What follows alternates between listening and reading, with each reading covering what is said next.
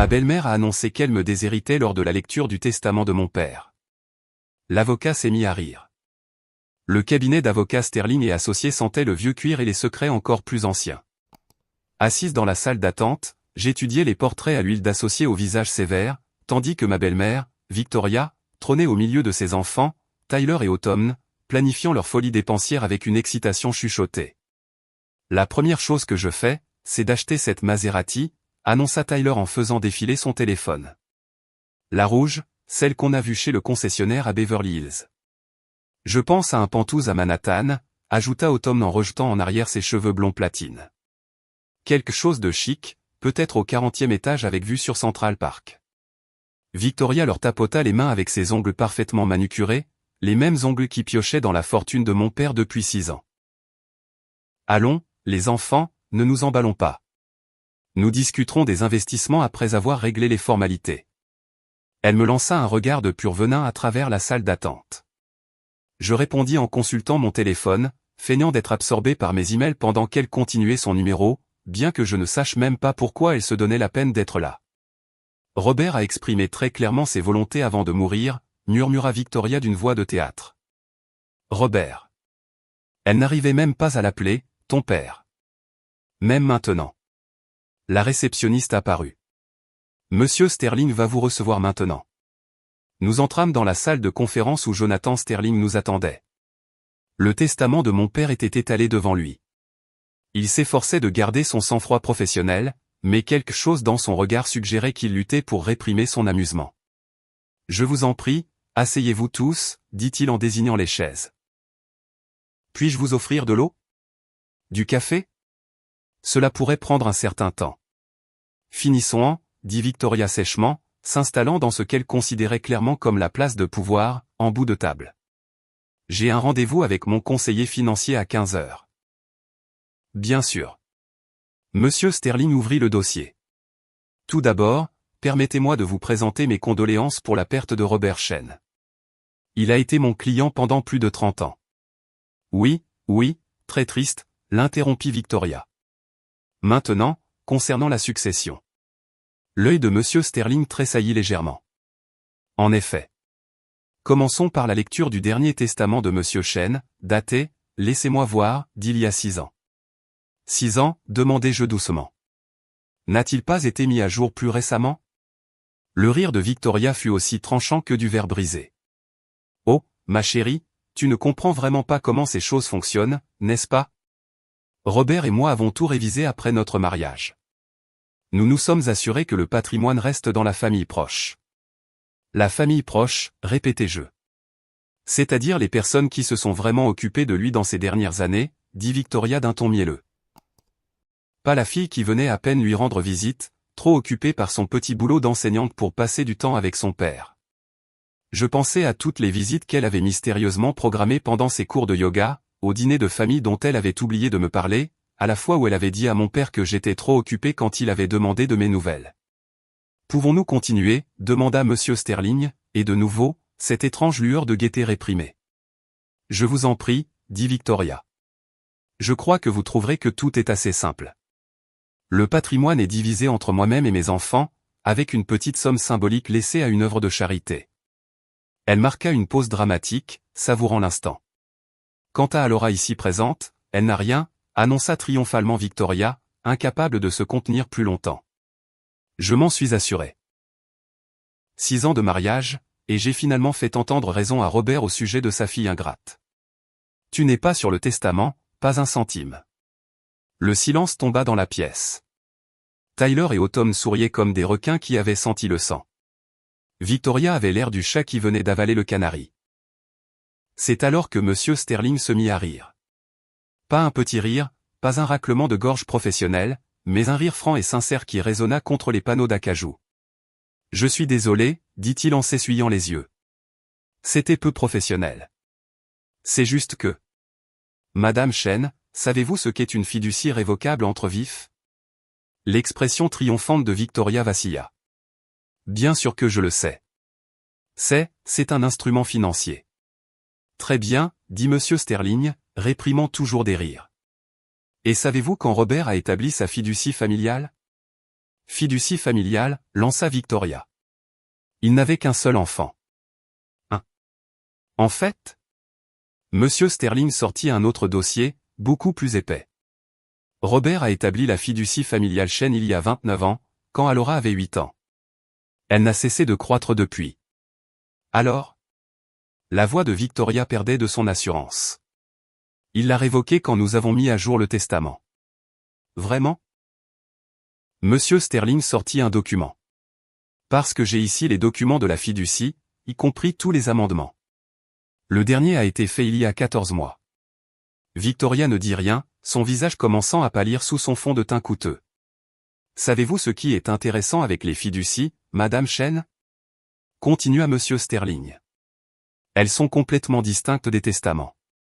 Et dans ce cas, la fiducie était structurée pour transférer tous les actifs à Alora soit à son 38e anniversaire, soit au décès de Robert, selon la première de ces deux éventualités. C'est impossible, murmura Victoria. Alora, Monsieur Sterling se tourna vers moi. Quand était votre anniversaire? Il y a 15 mois, dis-je doucement. Papa m'a organisé une petite fête.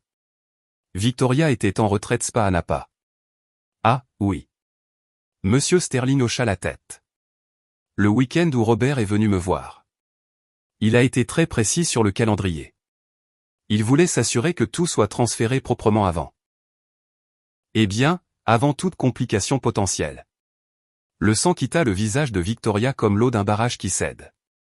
Mais, balbutia-t-elle. Madame Chen, dit Monsieur Sterling en se tournant de nouveau vers Victoria. Vous ne pouvez pas modifier une fiducie qui a déjà transféré 62 millions de dollars l'année dernière. Le visage de Victoria devint blanc comme du papier. Sa bouche s'ouvrait et se fermait comme celle d'un poisson hors de l'eau. 62, la voix de Tyler se brisa. 62 millions. En fait, corrigea Monsieur Sterling. C'était la valeur il y a 15 mois. Avec la performance du marché et le réinvestissement des dividendes, elle est actuellement évaluée à environ 71 millions. Mais les maisons, cria Autumn. Les voitures, les comptes en banque. Tous détenus par la fiducie, expliqua patiemment Monsieur Sterling, qui a tout transféré à Alora l'année dernière. Vous vivez dans les maisons d'Alora, conduisez les voitures d'Alora et dépensez l'argent d'Alora depuis 15 mois. Je pris enfin la parole. Papa m'a dit d'attendre. Il a dit qu'il valait mieux laisser les choses se dérouler naturellement. Il voulait voir si tu changerais, Victoria, si tu cesserais d'être si. Je cherchais le mot, calculatrice. C'est de la fraude, cracha Victoria. Nous allons vous poursuivre. Robert n'avait pas toute sa tête. En fait, Monsieur Sterling sortit un rapport médical. Robert a passé une évaluation cognitive complète il y a 14 mois. Score parfait sur toute la ligne. Il a également eu 3 psychiatres pour confirmer sa capacité mentale. Il était d'une intelligence redoutable et d'un esprit 2 fois plus acéré. Ses propres mots, pas les miens. Mais pourquoi, demanda Tyler, l'air vraiment confus. Pourquoi aurait-il fait ça? Je le regardais avec quelque chose qui ressemblait presque à de la pitié. Parce qu'il a vu ce que vous faisiez. Vous tous. Les cartes de crédit que tu as prises en son nom, Tyler. Les bijoux que tu as achetés et débités sur ses comptes, Autumn. Et toi, Victoria, je me tournais vers ma belle-mère. L'isolement systématique de ses amis et de sa famille. Les mélanges de médicaments qui le maintenaient dans le brouillard. La façon dont tu as installé ta mère dans la maison d'amis sans demander. Vous ne pouvez rien prouver de tout cela, siffla Victoria. Je n'ai pas à le faire, dis-je. Papa l'a déjà fait. Il a engagé un détective privé il y a 2 ans. Voulez-vous voir les rapports? Monsieur Sterling sortit un autre dossier, épais de photos et de documents. Robert s'est particulièrement intéressé à votre premier mariage, Madame Chen. Comment votre premier mari est-il mort, déjà? Un mélange de médicaments, n'est-ce pas? Le silence dans la pièce était assourdissant. Mais Monsieur Sterling n'avait pas fini. Et moi non plus. Monsieur Sterling continua vivement. Discutons du testament actuel. C'est assez simple. À ma femme bien-aimée, Victoria Chen, je lègue la somme de $1, le montant qu'elle mérite vraiment. À Tyler et Autumn Whitfield, je lègue la même chose. Le reste de ma succession, composé principalement d'effets personnels puisque la fiducie a déjà transféré tous les actifs, va. Il sortit 3 billets de $1 flambant neufs et les posa sur la table avec une précision cérémonielle. $1, murmura Autumn, fixant le billet comme s'il allait la mordre.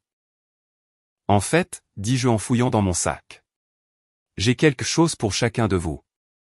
Je sortis 3 enveloppes officielles. Des avis d'expulsion. Vous avez 30 jours pour quitter mes propriétés.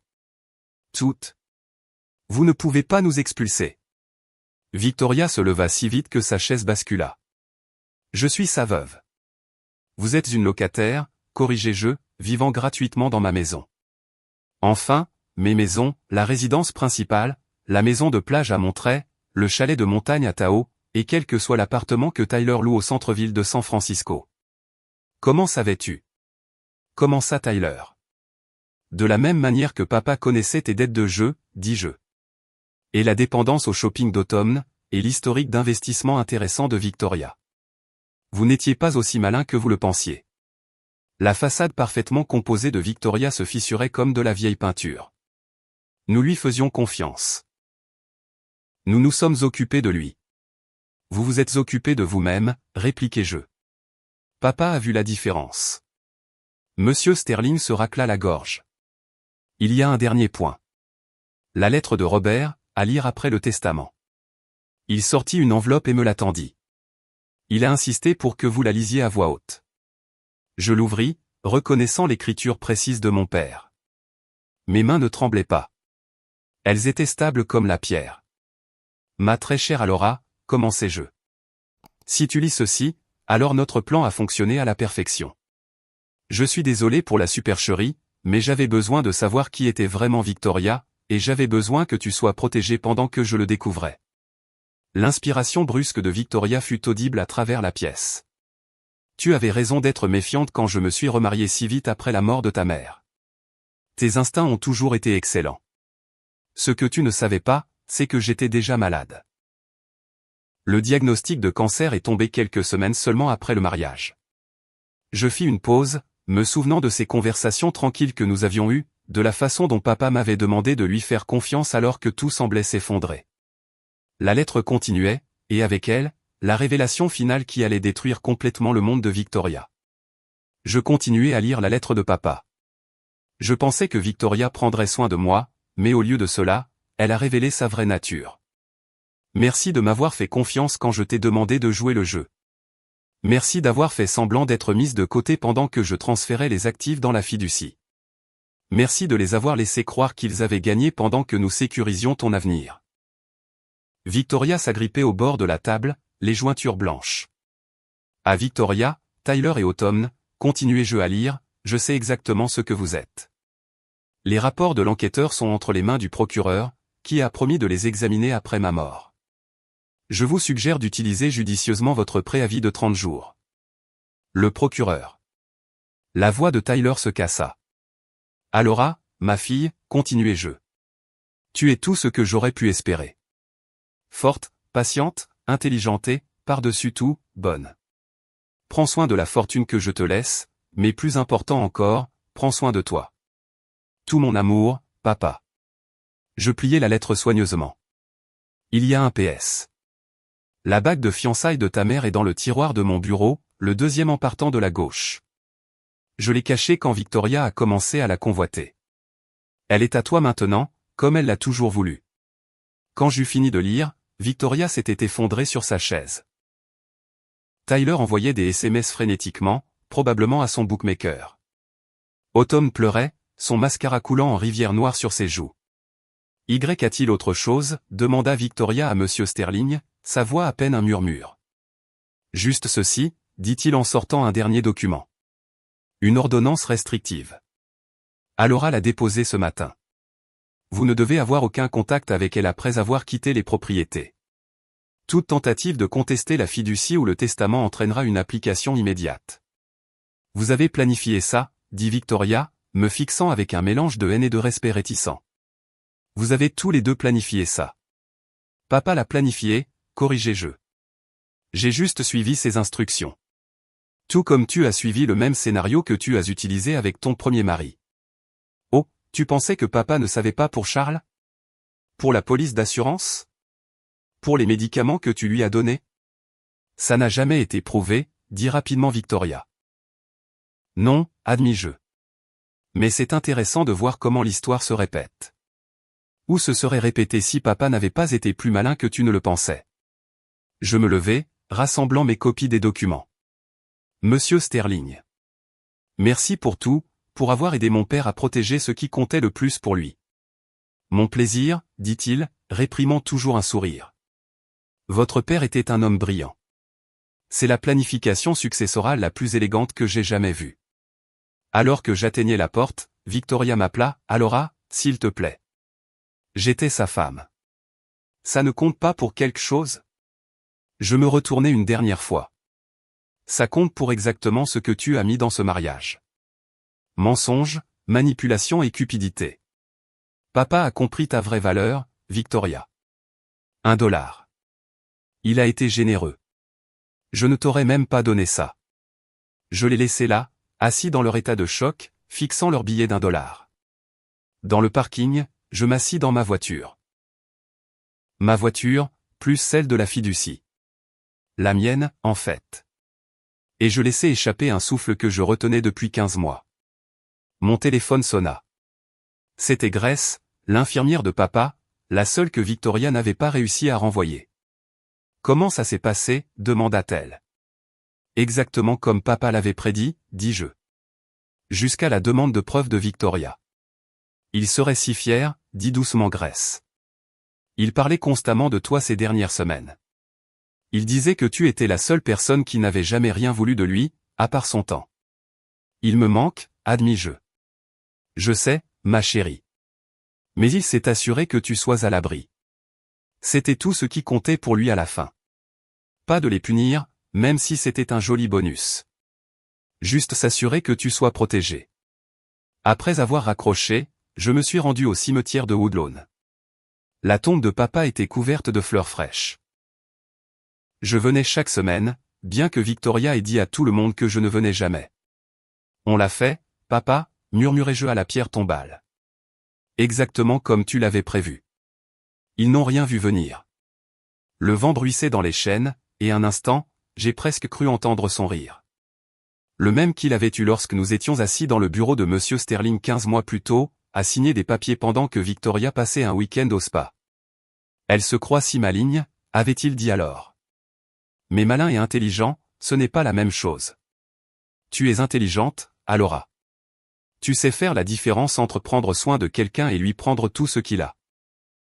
Je déposai une seule rose sur sa tombe, sa préférée, les roses jaunes du jardin de maman que j'entretenais encore, et je rentrai chez moi. Pas au domaine où Victoria était probablement en train de faire ses valises frénétiquement, mais dans la petite maison que papa avait secrètement achetée à mon nom des années auparavant, celle où j'avais vécu tranquillement, leur laissant croire que j'avais du mal à joindre les deux bouts pendant que la fiducie accumulait des richesses. Papa avait raison. Malin et intelligent, ce n'était pas la même chose. Victoria était maligne, mais j'avais appris de l'homme le plus intelligent que j'ai jamais connu. 3 semaines plus tard, je me tenais sur le seuil du domaine principal alors que le camion de déménagement s'éloignait. Victoria, Tyler et Autumn étaient partis, disparus dans la nouvelle combine qu'ils avaient concoctée. L'ordonnance restrictive garantissait que je n'aurais plus jamais à les revoir. La maison semblait différente maintenant, plus légère en quelque sorte, comme si leur présence toxique avait été physiquement soulevée des murs. Je traversais les pièces lentement, me souvenant de temps meilleurs où maman était en vie et où les rires remplissaient ses couloirs. Dans le bureau de papa, je trouvai la bague de maman exactement où il avait dit qu'elle serait. Le diamant capta la lumière de l'après-midi, projetant des arcs-en-ciel sur le bureau en acajou où il avait passé tant d'heures à bâtir la fortune qui me permettrait maintenant de vivre librement. Mon téléphone vibra. Grace m'envoyait un message au sujet d'une fondation que papa avait mentionnée, quelque chose pour aider d'autres familles à éviter les relations prédatrices. Il avait laissé des notes détaillées sur sa vision, ainsi qu'une dotation substantielle pour la concrétiser. Je souris, comprenant son dernier cadeau. Il ne s'agissait pas seulement d'argent, de maison ou de voiture. Il s'agissait d'un but, d'utiliser ce qu'il avait protégé pour protéger les autres. Dehors, le jardinier taillait les rosiers de maman. Je lui avais demandé de revenir. Victoria l'avait renvoyé des années auparavant, prétendant que les fleurs coûtaient trop cher à entretenir. Mais papa l'avait payé secrètement toutes ces années pour garder le jardin en vie, tout comme il m'avait gardé en sécurité. En me promenant parmi les roses, j'ai pensé à la lettre que j'écrirais à d'autres filles et fils qui pourraient voir leur héritage s'envoler au profit de beaux-parents manipulateurs. Au cabinet d'avocats que je financerais, aux enquêteurs que j'engagerais pour aider les familles à rassembler des preuves. Victoria avait eu raison sur une chose. Papa avait exprimé ses volontés très clairement. Mais son véritable souhait ne concernait pas l'argent. Il s'agissait de s'assurer que l'amour triomphe de la cupidité, que la famille signifiait plus que le sang et que la justice, même tardive, trouverait toujours son chemin. Je sortis mon téléphone et composai le numéro de Monsieur Sterling. Jonathan, c'est Alora. Je suis prête à discuter de la fondation. Papa disait toujours que la meilleure vengeance était de bien vivre, mais je pense qu'il approuverait aussi ce genre de justice. À travers la fenêtre du bureau de papa, je pouvais voir son fauteuil préféré, celui où il s'asseyait pour me lire des histoires quand j'étais enfant. Victoria l'avait fait retapisser en cuir blanc, mais je l'avais fait remettre dans le tissu brun chaud que maman avait choisi. Certaines choses valaient la peine d'être préservées exactement telles qu'elles étaient, tout comme l'amour entre un père et une fille qu'aucune somme d'argent ne pouvait acheter, et qu'aucune manigance ne pouvait détruire. Le soleil se couchait sur le domaine, peignant le ciel de nuances d'or et de rose. Quelque part, Victoria était probablement encore en train de comploter son prochain coup, mais cela n'avait plus d'importance.